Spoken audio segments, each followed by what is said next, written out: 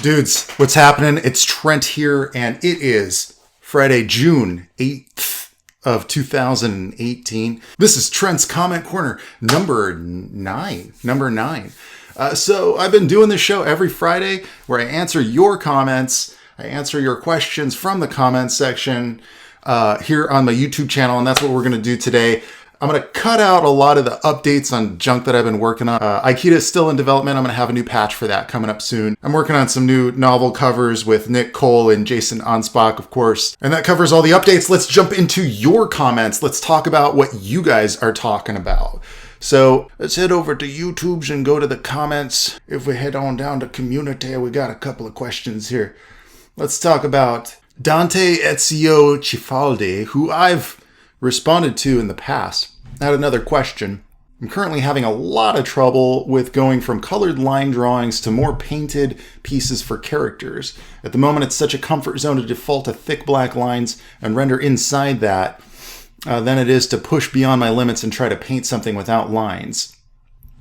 I was wondering if you had any good tips or advice or practices for making that jump. Well, Dante, I struggled with this for a long time myself. And the best thing I can suggest to you is to make that transition, take your line art layer that would normally be set to like a multiply and just drop that opacity down to like 50%. So then when you've got your color flats underneath, that color is going to come through. Your lines are going to be less high contrast, less comic booky. You know what I'm saying?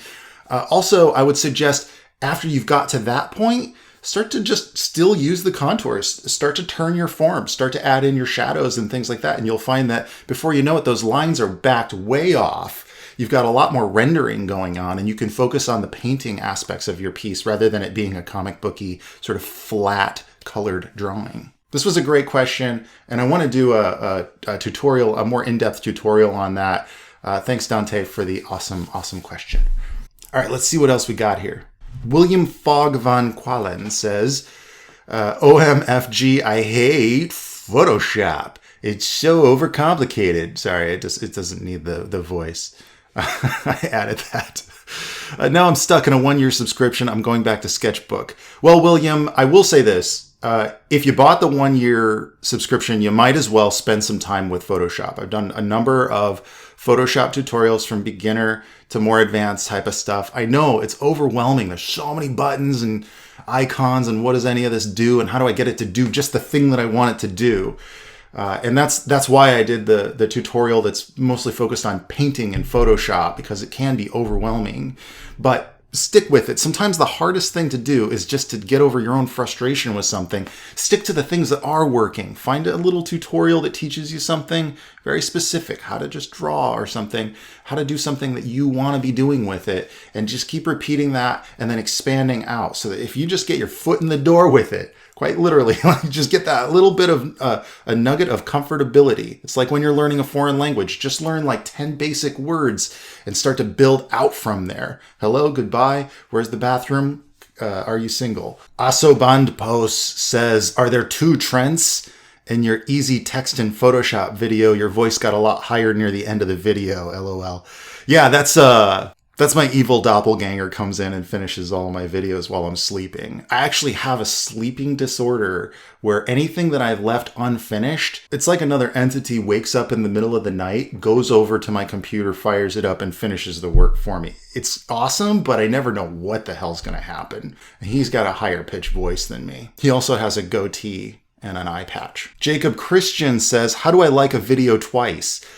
You create a new account and then you like it again.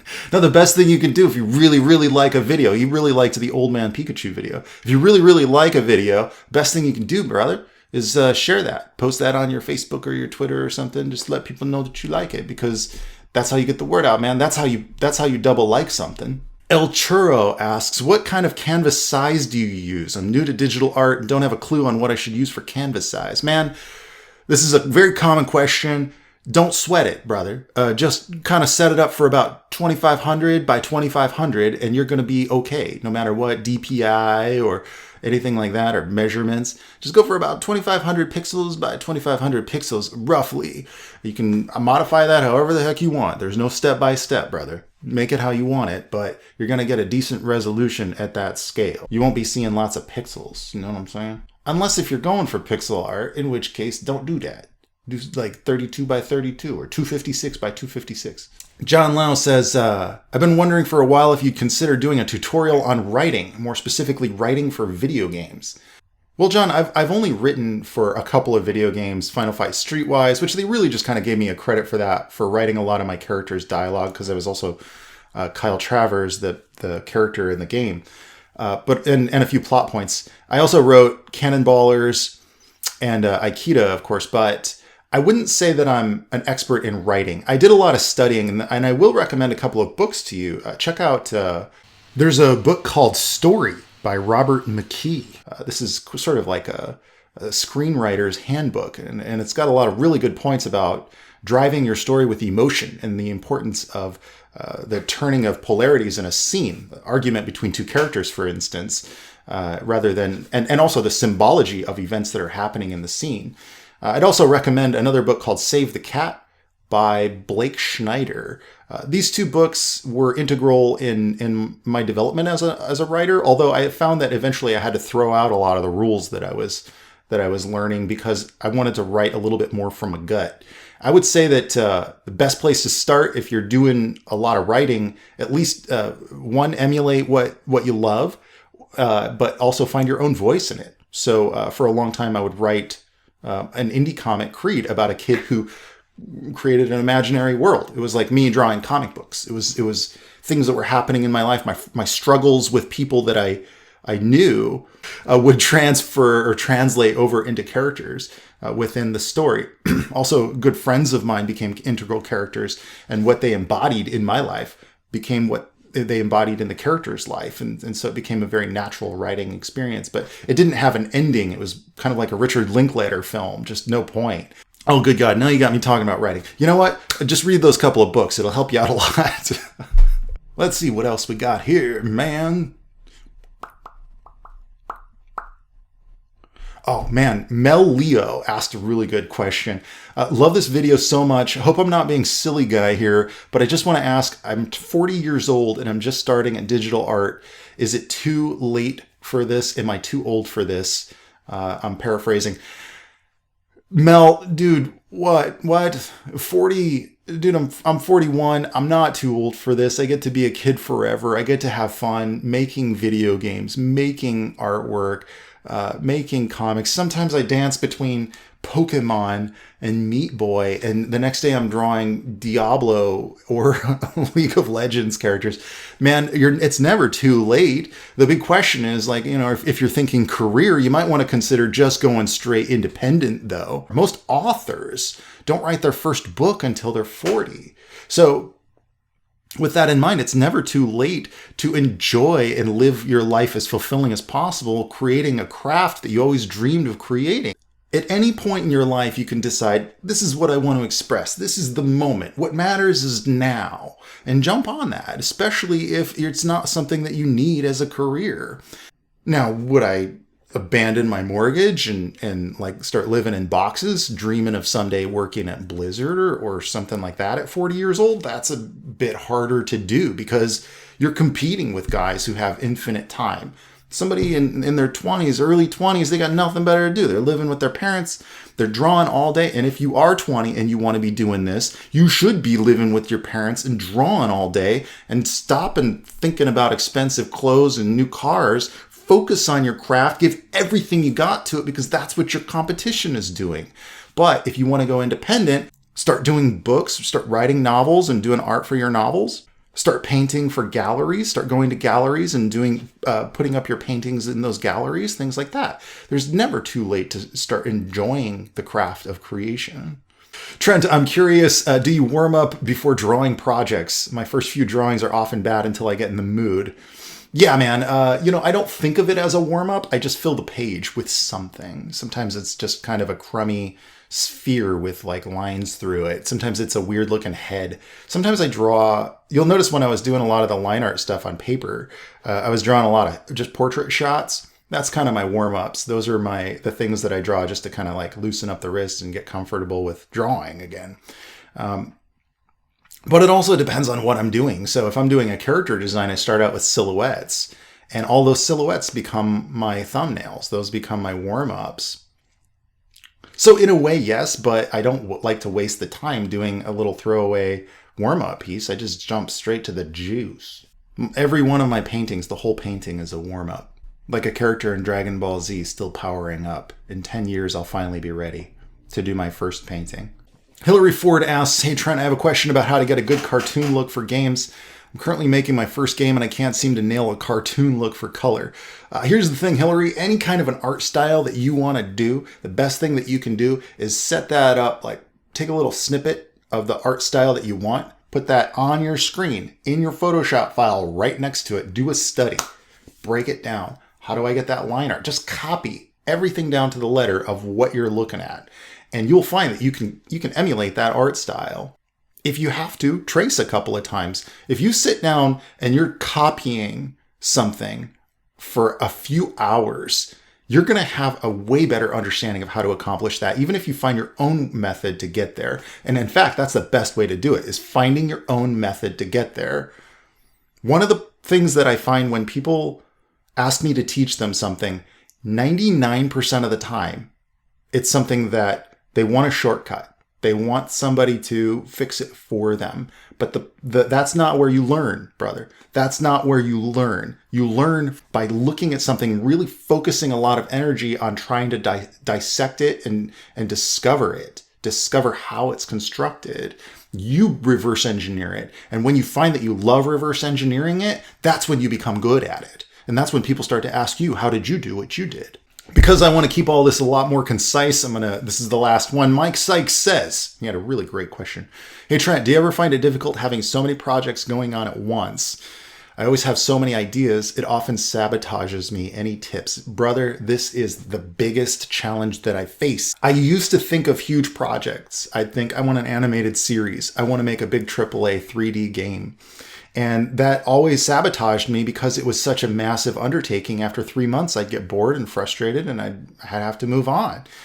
So what I do, and this is worked pretty well for me because I finish a lot more things, but I finish small projects. I look through my folders and my flat file, and I find what projects did I start that are small? What can I finish in like a couple of weeks or a couple of days?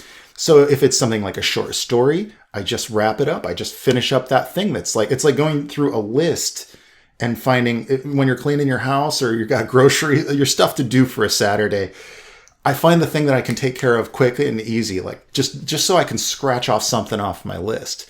Because you want to develop a pattern of finishing things. You don't want to always be in a perpetual state of pitching something new or presenting a new idea, because then you just get addicted to the high of something new and exciting. The Beast of Tuxa was a huge undertaking for me. I spent 6 months writing that story, and it really didn't need to take that long. It was only 18,000 words. But that's considered, in my mind, that was a small project for me because it was concise. It was a contained, smaller thing than a massive 60,000 word novel or 40,000 word novel.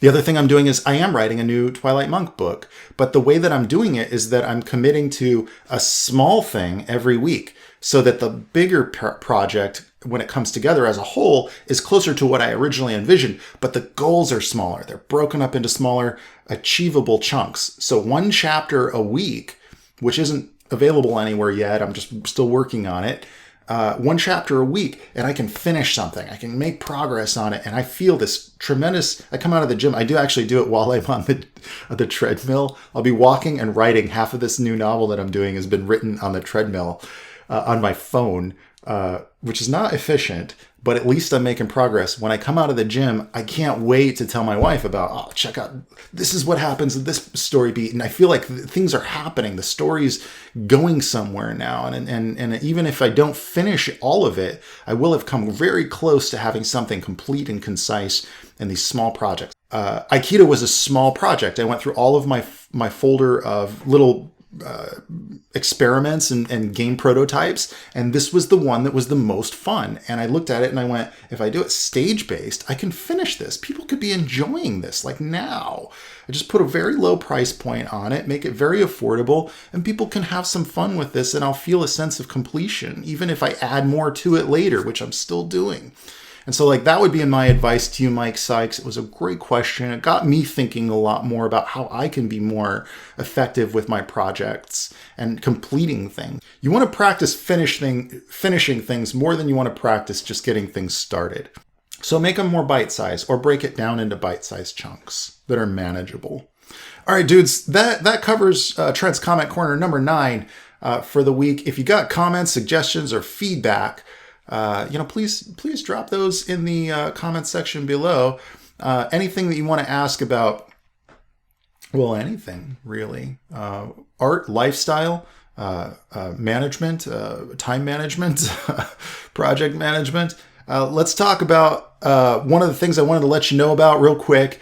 I'm in the process of bringing all of my published works that I have the rights to over to Amazon Kindle. And that's free if you have Kindle Unlimited. You can read those books for free. And if you do, you can gift it to other people. You can leave reviews. I want to encourage you to leave some reviews. It's very important to get a couple of good reviews on your books on Amazon Kindle.